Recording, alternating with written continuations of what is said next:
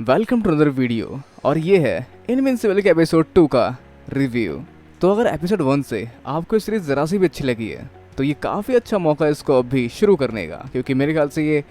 अपने आगे वाले एपिसोड्स तक काफ़ी कमाल की लगने वाली है। अब बाकी का आपके ऊपर है, और अगर आप इसको नहीं देख सकते क्योंकि आपके पास अमेजोन प्राइम का सब्सक्रिप्शन नहीं है तो आप देख सकते हैं हमारा ये रिव्यू। तो अब तक की कहानी में गार्जियन ऑफ ग्लोब और ओमनी मैन की भिड़ंत हो जाती है, जहां पहला वार और उन पे हमला ओमनी मैन ने किया था, जिसका नतीजा कुछ ऐसा निकलता है कि सारे हीरोज मारे जाते हैं और ओमनी मैन भी काफ़ी बुरी तरह से जख्मी हो जाता है। जहां फिर आगे बहुत सारे इनविजिबल लोग उस कमरे में आते हैं, जो वैसे कुछ सोल्जर्स निकलते हैं जो मामले की इन्वेस्टिगेशन करते हैं और पाते हैं कि सारे हीरोज मारे गए हैं और ओमनी मैन की सांसें अभी चल रही है। तो अब उनका सवाल है कि कौन था इसके पीछे, किसने सारा काम किया होगा, मतलब इतने बेरहमी से इनको मारा होगा और ओमनी मैन को जख्मी किया होगा। जहाँ बेसिकली ये सब उनके सैंपल्स को इकट्ठा करने आए हैं, पर ये मंजर सच में काफ़ी घिनौना होता है इन सब के लिए भी। तो इस सब के साथ ओमनी मैन के फैमिली को भी इनवाइट किया जाता है उस जगह पे जो कि टॉप सीक्रेट हॉस्पिटल है, जहाँ पर हीरोज का इलाज किया जाता है या फिर इस तरह की वारदात को रिजॉल्व किया जाता है, मतलब ऑलमोस्ट हीरो हेडक्वार्टर्स टाइप कुछ। तो ये है बहुत बहुत बहुत बहुत बहुत बहुत ज़्यादा सीक्रेट, अल्ट्रा सीक्रेट हेडक्वार्टर, जहाँ काफ़ी सारी कमाल की चीज़ें हैं। लेकिन फिलहाल अभी हम ओमनी मैन की तरफ फोकस करेंगे, जो कि काफ़ी जख्मी हालत में पड़ा हुआ है, जिसे आज तक ऐसी हालत में नहीं देखा गया, जहाँ ऐसा होने के पीछे का रीज़न किसी को नहीं पता। और इसके अलावा यहाँ मार्क्स के लिए, मतलब इनविंसिबल के लिए हीरो कॉल आती है, जहाँ वो जाता है वारदात वाली जगह पे, जहाँ एलियंस ने अर्थ पे हमला कर दिया है, जो शायद किसी और गैलेक्सी से यहाँ तक आए हैं या फिर किसी और यूनिवर्स से यहाँ तक आए हैं अपने वॉर्प होल के साथ, जो अंधाधुंध लेजर गन फायर कर रहे हैं, जिससे लोगों के चीथड़े उड़ते चले जा रहे हैं। हाँ, पर इसके वार से मार्क्स को ज़्यादा कुछ नहीं होता, वो बस इससे टकरा कर पीछे की तरफ गिर जाता है। और इनविंसिबल के लिए ये वो सेंसिबल मोमेंट है जहाँ पर आपको हीरो बनना काफ़ी अच्छा लगता होगा, लेकिन ऐसी सिचुएशन जहाँ लोग मर रहे हो और आप उसके लिए कुछ भी ना कर पाओ तो काफ़ी बुरा हो जाता है, जहाँ पे अपने आप को संभाल नहीं पाता मार्क्स, और वो एक टेम्प्रेरी ट्रोमा में चला जाता है, जहाँ वो एक आंटी की जान नहीं बचा पाया। लेकिन तभी बाकी और हीरोज आते हैं वहाँ पर इस वारदात को संभालने के लिए। पर इस सब के बावजूद मार्क्स के लिए शुरुआती मोमेंट है जहाँ पे वो ऐसा कुछ फेस कर रहा है, जैसा रोज़ रोज़ तो नहीं होता, जहाँ पे इनके सामने मार्क्स कुछ भी नहीं लगता, जहाँ लगता है कि ये लोग काफ़ी कमाल के और मार्क्स बस इन सबको देख रहा होता है अपने ट्रोमा में घुसे हुए। और इन सब का टीम वर्क काफ़ी हद तक ठीक है, लेकिन एलियंस इतना अच्छा नहीं, क्योंकि वो यहाँ डोमिनेट करने लगते हैं। पर तभी वो लोग बूढ़ा होना शुरू कर देते हैं और यहाँ से अपनी जान बचा के भाग जाते हैं, जिसका कारण शायद उनके वहाँ पे टाइम की स्पीड को लेकर हुआ होगा, मतलब उनके यहाँ पे टाइम शायद काफ़ी स्लो होगा अर्थ के कंपैरिजन में, जहाँ पर अर्थ के अंदर आते उनका टाइम काफ़ी फास्ट हुआ और वो अपने समय से ही पहले बूढ़े हो गए। पर ये सारा मोमेंट मार्क्स को एक तगड़ा डिप्रेशन दे गया। पर तभी वो स्कूल में मिलता है ईव से, जिसने उस एलियन इन्वेजन के दौरान मार्क्स को बचाया था। अब क्योंकि दोनों के शौक और प्रोफेशन काफ़ी हद तक सेम है, तो काफ़ी सारी बातें होती हैं इनकी उस चीज़ को लेकर और बहुत सारी और चीज़ों को लेकर। और फिर हम आगे देख पाते हैं इन्वेस्टिगेशन उस जगह के जहाँ पे लास्ट टाइम एलियंस ने इन्वेड किया था, और शायद यहाँ के एनवायरनमेंट या फिर किसी और चीज़ की वजह से उनका टाइम तेज़ हो गया और उनकी चीज़ों, मतलब जहाज़ों वगैरह पे भी जंग लग गया, जो यहाँ के टाइम या फिर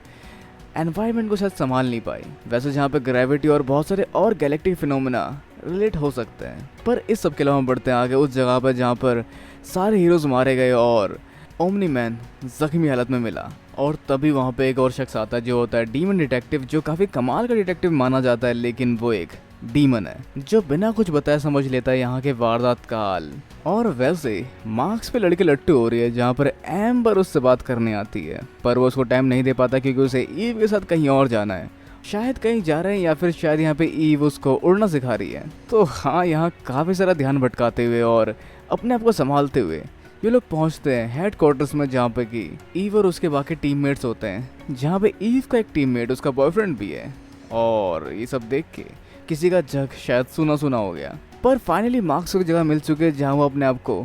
थोड़ा रिलेटेबल समझ सकता है। हाँ, लेकिन उसका और ईव का कुछ नहीं चल रहा, जहाँ पर वो ईव के साथ निकल जाता है क्योंकि शायद इन्हें कोई कॉल आई है जो कि शायद किसी खतरे की घंटी को इंडिकेट कर रही है यहाँ पर। और एम्बर उसके बारे में पूछने लगते हैं, जहाँ पर उसका नंबर दे देता है उसका दोस्त, क्योंकि यहाँ पर कुछ नहीं चल रहा ईव और मार्क्स के बीच में। अब वैसे ये लोग असेंबल होते हैं और यहाँ देख पाते हैं कि दोबारा एलियंस इन्वेड कर चुके हैं अर्थ पे, मतलब उनका ये दूसरा वार है। और इस बार वो काफ़ी प्रिपेयर्ड होकर आए हैं, मतलब इनके सारे वारों का प्लट बार उनके पास है, जहाँ रोबोट को न्यूट्रलाइज कर दिया और ईव को भी न्यूट्रलाइज कर दिया, और साथ में सीमेंट जैसी चीज से चिपका दिया इन लोगों ने इनविंसिबल को। पर इसके बाद वो ईव को चोट पहुंचाने वाले थे जो देखा नहीं गया इनविंसिबल से, और वो आध बबूला होकर वहां से छूट कर पीटना शुरू कर देता है इन एलियनों के कमांडर को, जिसके वजह से उसके हाथ में लगा रिस्ट बैंड टूट जाता है और वो बूढ़ा होने लग जाता है। जहाँ पे इसके बाद रोबोट उनके बैंड की फ्रीक्वेंसी को जानकर सबके बैंड को उसी स्पेसिफिक फ्रीक्वेंसी के साथ बंद कर देता है, मतलब डीएक्टिवेट कर देता है। जहाँ पे बाकी एलियंस भी बूढ़ा होना शुरू हो जाते हैं, जहाँ पे सब वहाँ से भाग जाते हैं with very delight message from their commander. Oxygen देख लो था मैं। अब इसके अलावा ओमनीमैन ठीक हो चुका है, जहाँ पे वो थोड़ी बहुत ट्रेनिंग देना शुरू करता है मार्क्स को। पर तभी वहाँ पे सुपर हीरो हेडक्वार्टर्स के चीफ आते हैं जो कहते हैं कि उनकी तरफ एक अननोन बंदा बढ़ रहा है, जो मतलब स्पेस में से उड़ता हुआ आ रहा है अर्थ की ओर, जिसको शायद रोकना पड़ेगा क्योंकि उसके इरादों के बारे में हमें कुछ भी नहीं पता। जिसके लिए भेजते मार्क्स को स्पेस में, लेकिन वो स्पेस में कैसे जाएगा? तो उसके लिए उसको बस सांस नहीं लेना, क्योंकि वो सांस नहीं ले सकता है वहाँ पे, और वो सांस रोक के रह पाएगा वहाँ पे ईजिली। जैसा करता हुआ मार्क्स पहुंच जाता है स्पेस में और मिलता है उस एलियन से जो इतना ज़्यादा फ्रेंडली नहीं लगता, और ये एक आंख वाला एलियन टेलीपैथी से बात भी कर पाता है, जो मार्क्स को फेंक के मारता है एक सैटेलाइट। और एक सैटेलाइट यहाँ वेस्ट हो चुकी है, और यहाँ लड़ते लड़ते मार्क्स को लेके जाता है मून की ओर, जहाँ पे वो पिटना शुरू करता है इसके हाथों से, मतलब मार्क्स पिट रहा होता है उल्टा इससे, और ये सोचता है कि क्या ये वही शख्स जिससे 3 साल पहले ही लड़ा था, जो शायद ऐसा नहीं है क्योंकि मार्क्स तो पहली बार इससे मिल रहा है। तो ये बंदा यहाँ किसी चीज़ की इन्वेस्टिगेशन करने के लिए आया था, मतलब ये ईवल नहीं है,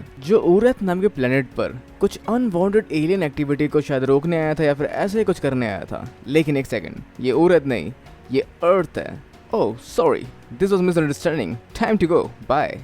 तो इस तरह से यहाँ से अपनी गलती मानते हुए निकल जाता है, और फिर हम बढ़ते हैं आगे स्टोरी में, जहाँ आगे उसके स्कूल का एक बुली उसकी तरफ आता है और उसका कॉलर पकड़ के कहता है, हे मैं तुमसे सॉरी करना चाहता हूँ, और उसको एम्बर का नंबर देकर चला जाता है। किस्मत शायद। अब इसके अलावा यहाँ पर इसे कॉल आती है जो एम्बर की नहीं होती, क्योंकि यहाँ पर दोबारा एलियंस आ चुके हैं अर्थ पे, जिन्हें रोकने के लिए मार्क्स को जाना पड़ेगा। और यहाँ कुछ बुरी खबर आ चुकी है, क्योंकि जो एलियंस है वो संख्या में पहले से ज़्यादा है, और साथ में उनकी टेक्नोलॉजी पहले से ज़्यादा एडवांस है, मतलब ये अर्थ लेकर ही मानेंगे। तो हाँ, इनकी टेक्नोलॉजी एडवांस है, जहाँ पे इनविंसिबल से लड़ने के लिए भी ये कुछ ना कुछ जुगाड़ करके आए हैं। जहाँ ये शुरू करता है मार्क्स को धोना, लेकिन इस धुलाई के बाद उसकी धुंधली आंखों के सामने होते हैं उसके डैड, जिन्होंने उस एलियन को रोक दिया है, जो काफ़ी पावरफुल इम्पैक्ट के साथ इन सारे एलियंस को एक साथ धोना शुरू कर देते हैं। और हमेशा की तरह खतरा भाप कर ये एलियंस घर वापसी का फैसला करते हैं, और हमेशा की तरह एलियन बॉस बोलने वाला होता है, लेकिन तभी इसको ओमनीमैन इसके साथ लेके पहुंच जाता है इसके वाप होल से होते हुए इसके देश, शहर या प्लेनेट की ओर, जहाँ शायद ओमनीमैन अर्थ के लिए केयर दिखाते हुए कहता है कि अर्थ तुम्हारे बाप की जागीर नहीं है, मतलब अर्थ वो जगह नहीं जहाँ तुम्हारा राज हो, मतलब एग्जैक्टली ये चीज़ कहता है वो। अब जहाँ पे इन सारे एलियंस की झड़ी लगाना शुरू करता है ओमनीमैन, उनके प्लेनेट को तबाह करना शुरू करता है बहुत तेज़ी से, मतलब पहले कमांडर, फिर शहर, फिर गांव कस्बा, और इस तरह से हर एक जगह, और फिर पूरा देश, साथ में सैटेलाइट और पूरा प्लेनेट तबाह करते हुए लास्ट में कुछ लोगों को बड़े से चट्टान के धमकी दिखाकर बाबुल खुलवा के वहाँ से निकल जाते हैं, जहाँ पे चट्टान के गिरने से वो लोग भी मारे जाते हैं। तो इस तरह से पूरा का पूरा प्लेनेट और सिविलाइजेशन इन्होंने ख़त्म कर दिया कुछ सेकंड में, और अपने घर पहुँच गए, जहाँ इनकी मूंछ दाढ़ी पहले से ज़्यादा बढ़ चुकी है, जो शायद इस प्लेनेट पे समय के ज़्यादा तेज़ चलने की वजह से होता है, जिसकी वजह से कम समय में ज़्यादा रिसर्च कर पाते हैं, और अर्थ में ये चीज़ इस पर बैकफायर करती है और कम समय में बूढ़े हो जाते हैं। So here's the mystery solve, #mystery solve. और अब आगे यहाँ पर डीमन डिटेक्टिव कहता है कि उस वारदात के दौरान कोई उनमें से एक हीरो था जिन्होंने इन सबको मारा है, इनमें से एक ही शैडो सस्पेक्ट है, जहाँ एक बंदा जिंदा रह गया है, और मोस्टली उसके पास कोई और लीड नहीं है जिसकी वजह से वो सस्पेक्ट हो सकता है, मतलब ओमनीमैन ने इन सबको मारा होगा, लेकिन इनका लीडर इनको चुप करा देता है, जहाँ पे वो इस बात को शायद नहीं मानता या फिर कुछ और ही पकड़ा है। तो वैसे आप क्या सोचते हैं कि क्या हो सकता है